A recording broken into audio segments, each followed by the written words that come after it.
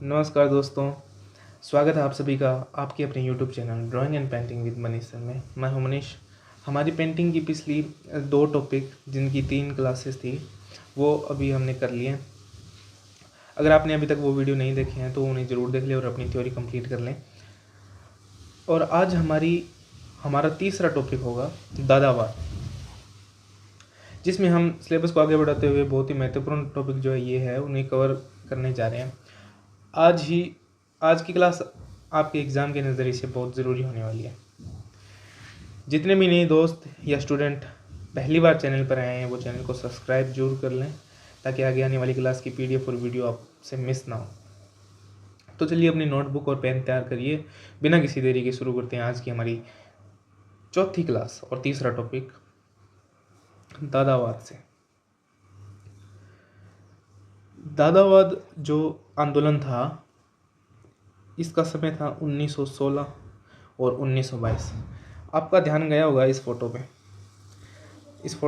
इस पेंटिंग को सभी जानते हैं, मोनालिसा है ये। लेकिन कुछ गौर करने पर इसमें मूंछें दिखाई दे रही है, दाढ़ी भी बनाई हुई है नीचे। तो इसका क्या मतलब निकलता है, दादावाद और इसका क्या कनेक्शन है? ऐसे तो हम अपने बचपन में अखबारों में फ़ोटो होती है उनको करते हैं ऐसे उनके करते थे ना। इसी प्रकार दादावाद में भी जो कलाकार थे वो कला का मजाक उड़ाने के लिए, उनके नज़रिए से कला का हमारे समाज में कोई स्थान नहीं है। कला एक झूठ है। कला जिस तरीके से इसका मजाक उड़ाया उन्होंने, सारी कला जगत का उन्होंने मजाक उड़ाने का काम किया है और इस आंदोलन को, मजाक उड़ाने के ही आंदोलन को दादावाद नाम दे दिया है। अब दादावाद क्या है, दादावाद ही इसका नाम क्यों हुआ था? इसका समय ज़रूर याद कर ले, 1916 से 1922। शुरुआत इसकी 1916 से हुई है। स्थान इसका ज्यूरिख, स्विट्ज़रलैंड में। ये सारी चीज़ें आपको याद ही करनी पड़ेगी। Zurich, Switzerland. इन सबको याद करने के लिए मैं अलग से ट्रिक्स की वीडियो ज़रूर बनाऊंगा, वो आगे आप नोट चेक करते रहना, मैं आपको इन्फॉर्म कर दूंगा। स्थान है इसका ज्यूरिख, स्विट्ज़रलैंड। किसका? दादावाद की शुरुआत का। समय है 1916। प्रणेता मार्शल धूमसा। अब जो इसको हिंदी किताबों में धूमसा बोलते हैं, कई किताबों में इसको ड्यूशा बोलते हैं, कई किताबों में इसको ड्यूशा, दूसा, ये एक ही चीज़ है। और इंग्लिश में असली नाम इसका डुचैम्प है, डुचैम्प, मार्शल डुचैम्प। अगर आप नेट पे सर्च करना चाहिए तो डुचैम्प नाम से सर्च करें। मार्शल डूसा और फ्रांसिस पिकाविया, इसकी स्पेलिंग ऐसे है, फ्रांसिस पिकाविया।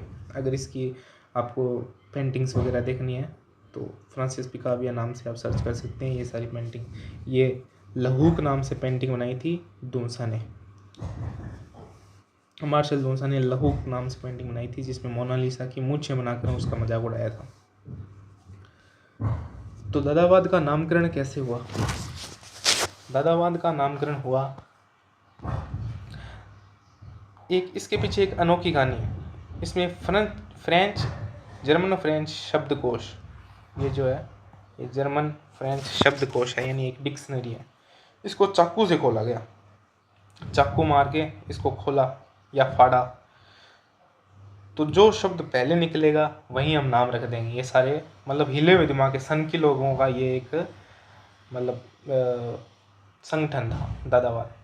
इसकी ट्रिक ऐसे कर सकते हैं, वे लोग जो दादागिरी ज़्यादा करते हैं, दादागिरी वाले ज़्यादा सनकी लोग होते हैं, तो दादावाद में जो लोग सनकी थे वो कहते थे अपने संगठन का नाम क्या रखें। तो उन्होंने एक तरीका बनाया कि जर्मन फ्रेंच शब्दकोश जो है, डिक्शनरी, पासबुक कह सकते हैं अगर आपको नहीं समझ में आ रहा तो। जर्मन फ्रेंच शब्दकोश को चाकू से फाड़ा गया और जो शब्द पहले हमें दिखाई देगा वो हम नाम रख देंगे। तो दादा शब्द दिखाई दिया उनको, उनकी लैंग्वेज में दादा शब्द लिखा हुआ था, इसलिए उन्होंने इसका नाम दादावाद रख दिया। लेकिन दादा का असली अर्थ क्या है? झूलने वाला लकड़ी का घोड़ा, जो बच्चे खेलते हैं खिलौने से, इस प्रकार के, इसे कहते हैं फ्रेंच भाषा में इसको दादा बोलते हैं, दादा। इसका कोई मतलब नहीं था, इसका कोई रोल नहीं है इसमें, लेकिन फिर भी इनको नाम रखना था, इसलिए इसको चाकू से फाड़ कर एक अनोखे तरीके से इसका नाम रखा। तो प्रथम विश्व युद्ध के दुष्परिणाम के कारण कैसे स्टार्ट हुआ दादावाद? देखो दादावाद क्यों, मतलब वो सन के लोगों ने कला इतनी सुंदर चीज़ का मजाक उड़ाना स्टार्ट किया था, ऐसा क्या आ गया था उनके दिमाग में, इतनी नफरत क्यों हो गई थी उनको? इसके पीछे कारण देखो क्या है। प्रथम विश्व युद्ध के दुष्परिणाम के कारण उनका सौंदर्य संबंधी संकल्पना से विश्वास उठ गया था। ठीक है, प्रथम विश्व युद्ध हुआ था 1914 से 19 तक। ठीक है, तो अब प्रथम विश्व युद्ध के दुष्परिणाम के कारण उनका सौंदर्य संबंधी संकल्पना से विश्वास उठ गया था। उन्होंने सौंदर्य जैसे विषयों की महत्वपूर्णता पर उपहास किया, मजाक किया। इसी उपहास के रूप में दादावाद का जन्म हुआ। दादावादी आंदोलन का मुख्य उद्देश्य परंपरागत सिद्धांतों, यानी जो नियम पहले से चले आ रहे थे कि कला ऐसी होनी चाहिए, कला सुंदर होनी चाहिए, सौंदर्य संबंधी यानी आंतरिक, अंदर से हमें शांति मिलनी चाहिए वगैरह वगैरह, जो लोग ज़्यादा ज्ञान बांटते थे, उनका ज्ञान जब विश्व युद्ध हुआ तब कहाँ चला गया था? ये सौंदर्य ये सारी चीज़ें विश्व युद्ध के दौरान जो इतना दुष्परिणाम हुआ, ये देखो भयावह तस्वीरें इनकी। विश्व युद्ध हुआ, कोई देश जीते या ना जीते, लेकिन हार मानवता की होती है, सभी लोग मर गए, मतलब बहुत सारा नुकसान हुआ। इसलिए उनका विश्वास उठ गया इन चीज़ों से, सौंदर्य संबंधी जो लोग ज्ञान दे रहे थे कि सुंदर होती है दुनिया में, सुंदरता बहुत है, लेकिन विश्व युद्ध के दौरान सब कुछ तहस नहस हो गया था। इसलिए उनका इससे विश्वास उठ गया और उन्होंने कला का उपहास, मजाक उड़ाना स्टार्ट कर दिया। परंपरागत सिद्धांतों या फिर नियमों को समाप्त करने का था। दादावादी आंदोलन का उद्देश्य क्या था? परंपरागत सिद्धांतों या नियमों को समाप्त करने का, ना कोई सृजनात्मक या अन्य कला आंदोलन चलाने का।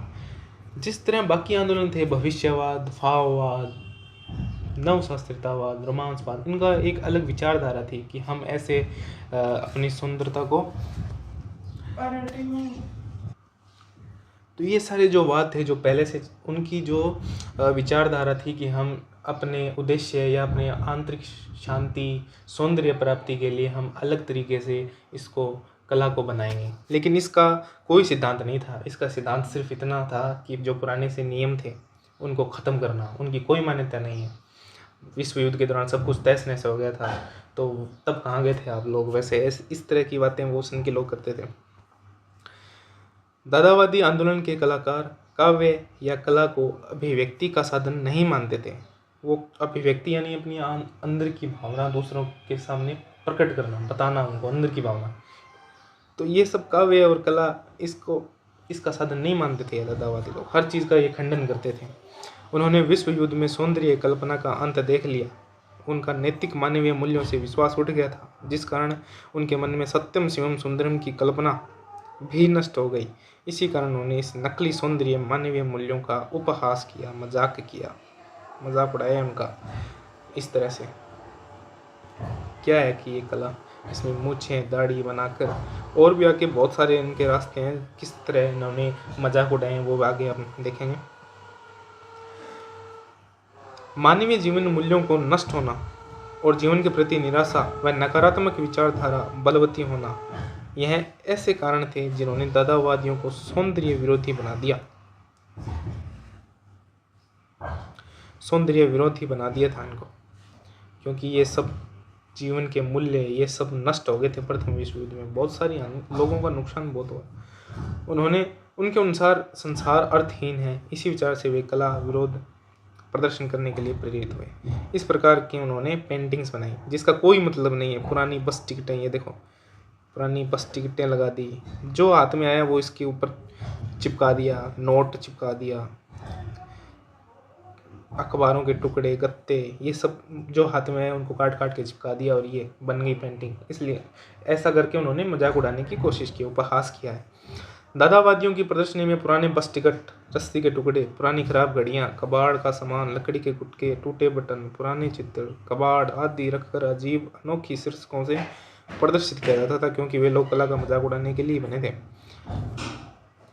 यह उन वस्तुओं को गंभीरता से वे उन वस्तुओं को गंभीरता से प्रदर्शित करते थे, गंभीरता से भी करते थे। ऐसा भी नहीं है कि ऐसे बना दिया और लोगों को दिखा दिया। वे लोग जितने भी उस कला संगठन में थे, वे अपने अपने घर पे या अपने अपने कर्म स्थान पे, ऑफिस में ये सब कलाकृतियाँ बनाते थे ये सब। और उनका प्रॉपर, जैसे आजकल प्रदर्शनियाँ होती हैं, गैलरी, आर्ट गैलरी वगैरह लगती है बड़े बड़े शहरों में, उस तरह उन्होंने प्रॉपर कला का उपहास करने के लिए प्रॉपर गैलरी की स्थापना की है। ऐसे ऐसे चित्र जिसमें कला का मजाक उड़ाए, वो लोगों को दिखाएं कि देखो ये है तुम्हारी कला। दादा सम्मेलनों में भविष्यवादियों के सम्मान, वाद विवाद, हुल्लड़बाजी, जोर शोर हुआ करता था, लेकिन दादावादी कलाकारों की कोई विशिष्ट चित्र पद्धति नहीं थी। देखो, भविष्यवादी या अन्य जो भी दादावाद से अलग जो आंदोलन थे, उनमें एक प्रॉपर मीटिंग होती थी, अच्छे मतलब बैठकर प्रॉपर मीटिंग, उनके विचारों का आदान प्रदान होता था। लेकिन दादावादी कलाकारों की जितनी भी मीटिंग्स वगैरह होती थी, उनको उससे कोई मतलब नहीं था। वो लोग मिलकर ऐसे शोर मचाते थे, ऐसे शोर मचाना वगैरह, मतलब मजाक उड़ाने के लिए वो सब जो मन में आए वो करते थे। इस तरह की पेंटिंग्स दादावाद में बनी है, जिसका कोई मतलब नहीं है, कुछ सोच वोच के नहीं बनाया, लेकिन जो हाथ में आया वो चिपका दिया है इस पे। जिस समय ज्यूरिख स्विट्जरलैंड में दादावाद आंदोलन जोर पकड़ रहा था, उसी समय न्यूयॉर्क में भी मार्शल ड्यूसा व फ्रांसिस पिकाबिया के निर्देशन में दादावाद अपने चरम पर था। न्यूयॉर्क यानी अमेरिका में दादावाद का प्रणेता कौन है? मार्शल ड्यूसा और फ्रांसिस पिकाबिया। ये दो लोग जो थे, उन्होंने न्यूयॉर्क में दादावाद की शुरुआत की है। लेकिन असल के अंदर इसकी शुरुआत कहाँ हुई है? ज्यूरिख स्विट्जरलैंड में हुई है, जिसकी प्रेरणा स्रोत है ह्यूगो बोल। ये याद रखना है, पीडीएफ में नहीं लिख पाए। ह्यूगो बोल दादावाद के प्रेरणा स्रोत, प्रेरणा देने वाले कौन थे? ह्यूगो बोल। न्यूयॉर्क में इस आंदोलन का केंद्र फोटोग्राफर अल्फ्रेड स्टिग्लिट्ज की गैलरी 5/291 क्रमांक की थी। ये थी वो गैलरी न्यूयॉर्क में, इसका पता था ये 5/991 नाम था इसका। इस गैलरी का ही नाम है ये 5/291।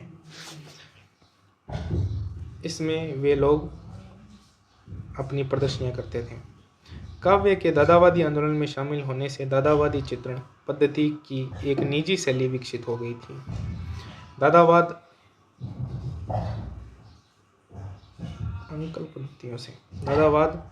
अन्य पद्धतियों से अक्षर कला की नई पद्धतियों में विकास हुआ। अक्षर कला, इस तरह पेंटिंग में पहली बार अक्षरों का उपयोग किया है दादावाद ने। ये सब अक्षरों को इसमें काट काट के चिपकाया है दादावाद में। दादागिरी करते थे वो, जो मन में आए वो करते थे। दादा चित्रकारों ने अक्षरों की रचना एवं संयोजन में कुछ क्रांतिकारी परिवर्तन किया।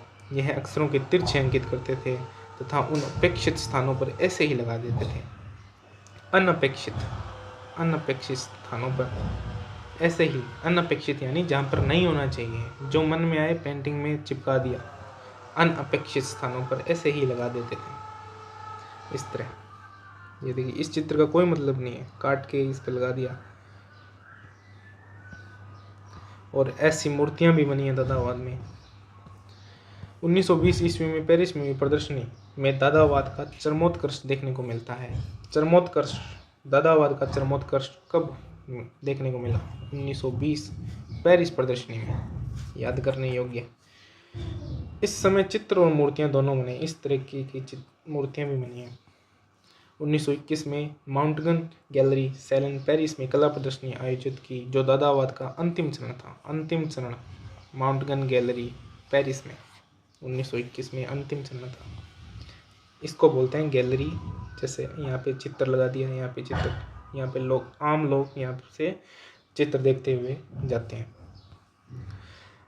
दादा कलाकारों ने दादा कला आंदोलन के माध्यम से सौंदर्य की परंपरागत कल्पनाओं व आधुनिक काल के महान आदर्श का उपहास किया है, यानी मजाक उड़ाया है।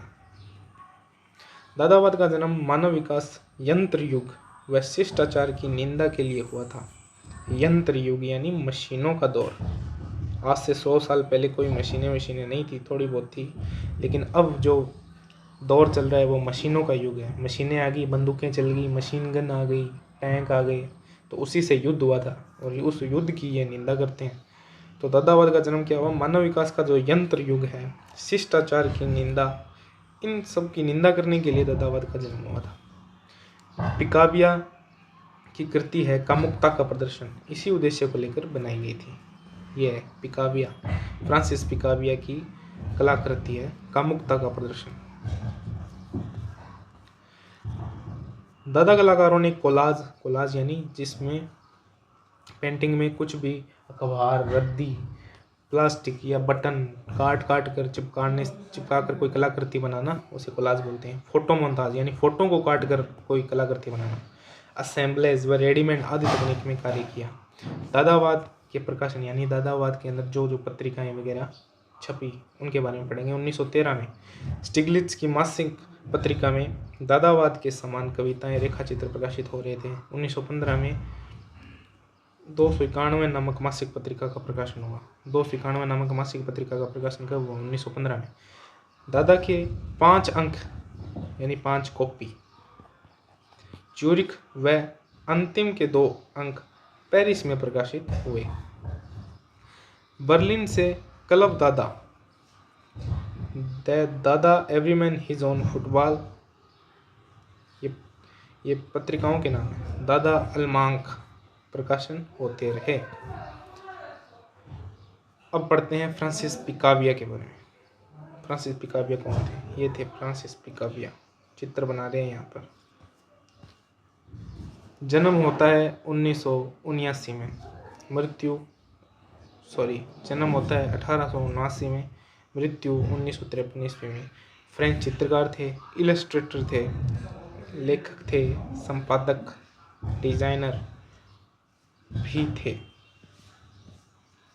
जन्म हुआ उनका पेरिस में। कला अध्ययन 1895 से 1897 ईस्वी तक वे French national school of decorative arts में रहे। यहाँ अध्ययन के दौरान प्रभावशाली शैली में कार्य किया जिन पर अल्फ्रेड सिसली का प्रभाव था। पिकाबिया धनवाद, दादावाद व यथार्थवाद में सक्रिय रहे। 1909 में घनवादी शैली में उन्होंने कार्य किया। पिकाबिया ने घनवाद व सुरीलवाद शैलियों का समन्वय कर अनेक चित्र बनाए। उदाहरण see again in memory my dear Udnie चित्र का नाम है। ये आप थ्योरी नोट करते जाना, लिखते जाना। ये खासकर अपने जो एमए के स्टूडेंट हैं उनके लिए बनाई है, ना कि कंपटीशन वालों के लिए। घनवाद से सुरीलवाद की ओर जाते हुए पिकाबिया के चित्रों में रंग तथा आकार अधिक सौम्य व सरल होते गए। 1910 में ड्यूसा से परिचित होने पर ड्यूसा की कला का प्रभाव पिकाबिया ने ग्रहण कर लिया। 1913 से 1915 के मध्य पिकाबिया, ड्यूसा व मनरे एक अमेरिकन कलाकार का नाम है, तीनों ने मिलकर दादावाद का अमेरिकन रूपांतरण विकसित किया। 1913 में पिकाबिया, मार्क्स, अर्नस्ट व वारगेट की क्लोन में दादा कृतियों का निर्माण शुरू किया। 1916 में पिकाबिया ने घनवादी शैली को पूर्णतः त्याग दिया और व्यंजनात्मक तथा अस्वाभाविक यांत्रिक आकृतियों का चित्रण प्रारंभ किया जिनका दादावाद के विकास में महत्वपूर्ण योगदान रहा। पिकाबिया के दादावाद में शामिल होने से दादा चित्रण की अपनी एक निजी शैली विकसित होने लगी। पिकाबिया ने ही दादा कलाकारों को ड्यूसा की चित्रण संबंधी कल्पनाओं से परिचित करवाया। ड्यूसा की भांति पिकाबिया भी दादावाद में शामिल होने से पहले घनवादी शैली में काम कर रहे थे। पिकाबिया ने ड्यूसा की बनी बनाई कल्पना से प्रभावित होकर, ये ड्यूसा की कल्पना थी बनी बनाई कल्पना किसकी थी? ड्यूसा की बनी बनाई कल्पना से प्रभावित होकर उन्होंने पुरानी पत्र पत्रिकाओं व विज्ञान की पुस्तकों से रेखा चित्रों को टुकड़ों में काटकर उन्होंने चित्रपट पर तर्कहीन क्रम में संयोजित करके अद्भुत दिखने वाली रचनाओं में जन्म दिया। पिकाबिया की इस पद्धति को मोन्ताज नाम से जाना जाता है। मोन्ताज पद्धति का जनक कौन है? पिकाविया है, मोन्ताज पिकाविया। उदाहरण, प्रकाश यंत्र को पेड़ पर चिपकाया व झिंगूर के खंड चित्र को नाव पर चिपकाया। पिकाविया ने एक चौखटे में खिलौने के बंदर को रखकर नाम दिया सेजान। सेजान का व्यक्ति चित्र मोस्ट इंपॉर्टेंट चीज है। एक चौखटे में खिलौने के बंदर को रखकर नाम दिया सेजान का व्यक्ति चित्र। इस चित्र को किसने बनाया था? पिकाविया ने। Most important. ऐसी कृतियों के निर्माण से पिकाविया व अन्य दादा कलाकारों ने परंपरागत सौंदर्य सिद्धांतों में आधुनिक कला के सौंदर्य का उपहास किया।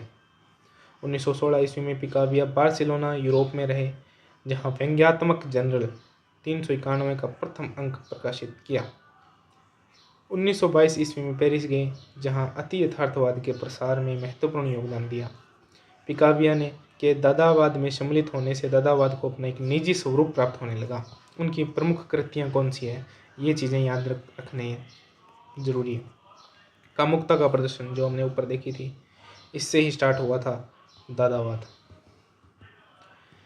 इस कृति में उपयुक्तताहीन यंत्र संरचना को चित्रित करके मानव के यांत्रिक जीवन का मजाक उड़ाया है। Robert, New York, star dancer of the steamer, love parade, machine turn quickly, balance, portrait of Cezanne. ये वही है पोर्ट्रेट ऑफ सेजान। एक चौखटे में बंदर का खिलौना रख दिया और इसको सेजान नाम दे दिया। पोर्ट्रेट ऑफ सेजान किसने बनाया? पिकाविया ने। Universal prostitution drawing, Emerson procession. Picabia ने अति यथार्थवाद में बनाए चित्र sunrise, cyclops, woman with a dog, Hera, Adam and Eve, self portrait, two nudes. ये सभी चित्र हैं जो याद करने हैं पिकाविया के। अगला चित्रकार है मार्सेल ड्यूसा, डूचैम्प भी बोलते हैं इसको। जन्म है 1887, मृत्यु है 1968 में। ये है मार्सेल ड्यूसा। ये चित्रों का कला का मजाक उड़ाने के लिए फेमस है। ड्यूसा ने सहज ज्ञान से 3 तत्वों को कला का मूलाधार माना। 1 नंबर, गतित्व के विचार से घनवाद के समयावच्छेद तथा भविष्यवाद के गति उदर्शी आकारों से प्रारंभ करके चंचल कृतियों की रचना की। 2 नंबर, उपहासात्मक यानी मजाकिया विचार से सहज सिद्ध या आकस्मिक यानी अचानक तत्वों के अनअपेक्षित परिणाम को कला में स्थान दिया। 3 नंबर, विषय वस्तु के परिणाम कारक दर्शन के विचार से पहले तो व्यंग्यात्मक और बाद में व्यंग्यात्मक यानी ताना मारना और बाद में पृष्ठभूमि से अलग स्वतंत्र रूप से कृतियों की रचना की। उदाहरण इसकी है बनी बनाई। ये बनी बनाई ड्यूसा की चीज़ है, कृति है। ये तीनों विचार दादा रूपांकन पद्धति के आधार बन गए। दादावाद में शामिल होने से पूर्व ड्यूसा घनवादी पद्धति में चित्रण कर रहे थे। 1911 में ड्यूसा ने यंत्र के समान आकृति की रचना करके कॉफी की चक्की नाम से प्रदर्शित किया। कॉफी की चक्की नामक एक यंत्र बनाया ड्यूसा ने। 1912 में भविष्यवादियों के गतित्व के सिद्धांत से प्रभावित होकर जीने पर से उतरती नग्न कृति शीर्षक चित्र बनाया।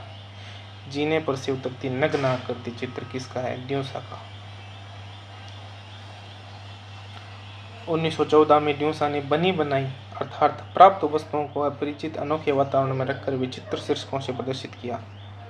ये याद रखना है। 1914 में उसने क्या बनाया था? मूत्रपात्र पर आर्मट साइन करके उसको शीर्षक दिया फव्वारा। ये बताओ, मूत्रपात्र है ये।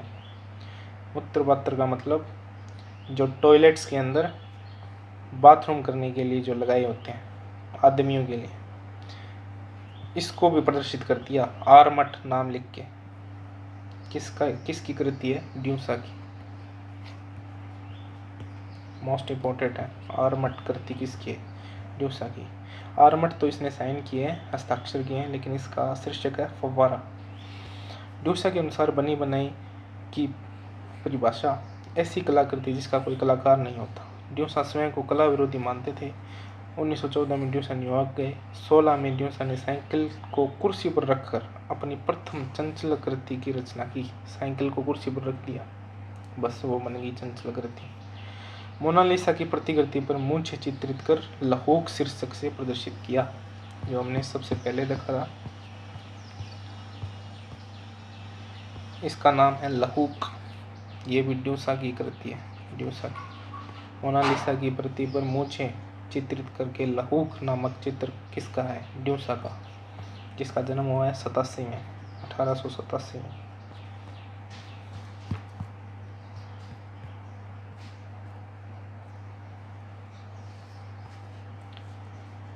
आगे बढ़ते हैं। ड्यूसा के साथ अमेरिकी कलाकार मनरे कार्य करते थे। ड्यूसा की कला पर फाववाद व घनवाद का अधिक प्रभाव था। उदाहरण पैराडाइज, चेस प्लेट। 1920 में ड्यूसा पूर्णतः कृति विरोधी प्रवृत्ति के चरमोत्कर्ष पर पहुंच चुके थे। ड्यूसा ने गतित्व के विचार से मोबाइल कृतियों का निर्माण किया। 1923 में लगभग ड्यूसा ने कला रूपायन छोड़ कला निर्माण छोड़ दिया और चेस खेलने पर ध्यान दिया। चेस यानी शतरंज। 1942-44 के मध्य आंद्रे ब्रेतो व मार्क अर्नस्ट के साथ न्यूयॉर्क में नियमित पत्रिका का प्रकाशन किया। आनंद कुमार स्वामी का जो विचार है कि प्रत्येक मनुष्य विशेष प्रकार का कलाकार है, ये बीच में क्यों आ गया पता नहीं। प्रमुख कृतियां किसकी? ड्यूसा की। 1911 में कॉफी की चक्की, इंपॉर्टेंट। इस कृति द्वारा मानव की मूर्खता का उपहास किया गया। 1911 में sad young man in the train. 1912 में जीने पर से उतरती हुई नग्न आकृति,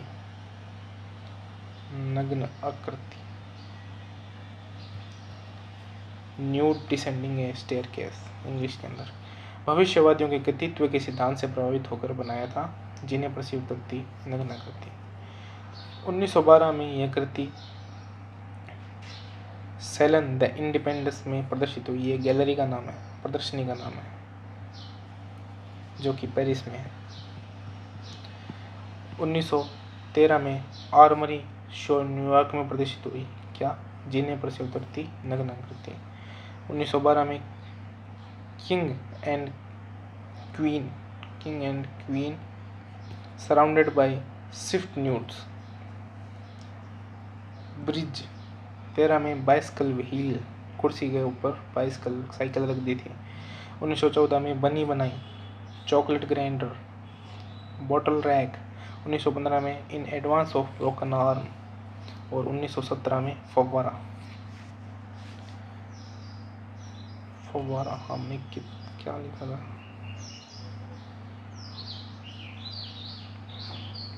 ये 1914 में नहीं बना था, ये 1917 में था। 1914 में बनी बनाई नामक कृति बनाई थी।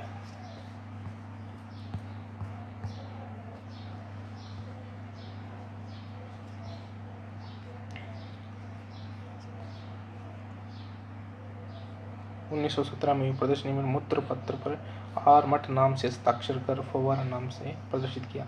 ब्रह्मचारियों के विवस्त्र की गई वधु, नग्नाकृति विवस्त्र कर दी वधु। देखो, नग्नाकृति विवस्त्र कर दी वधु, ये सारी ड्यूसा ने बनाई है। ड्यूसा दादागिरी करते थे ये लोग, ट्रिक बना सकते हो आप इसकी। यह कृति संयोग व समय चलन के सिद्धांतों पर बनाई गई है। 1919 में रिप्रोडक्शन ऑफ लहूक, मोनालिसा विद मस्टेस यानी मूंछ। चित्र में मोनालिसा के प्रिंट पर मूंछें बनाई गई। ये प्रिंट था, पेंटिंग नहीं थी, उस पर मूंछें बना दी और प्रदर्शित कर दिया। 1920 में गोमती हुई कांच की तस्तरियाँ,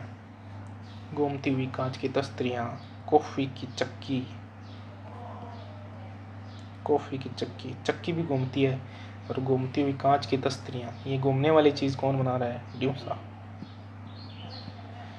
घूमते हुए शिल्प, ये फिर से घुमा दिया, घूमते हुए शिल्प ड्यूसा बना रहा है।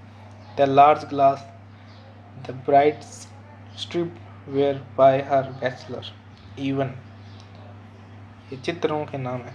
जर्मनी में भी दादावाद का विकास हुआ, जिनका लक्ष्य राजनीतिक उपहास था। राजनीतिक उपहास यानी नेताओं का मजाक उड़ाना था। मुख्य कलाकार थे George Grosz, Mark Ernst, Otto Dix. तो हमारा दादावाद यहाँ कंप्लीट होता है। इसकी थ्योरी आप ज़रूर कंप्लीट कर लें। Thank you.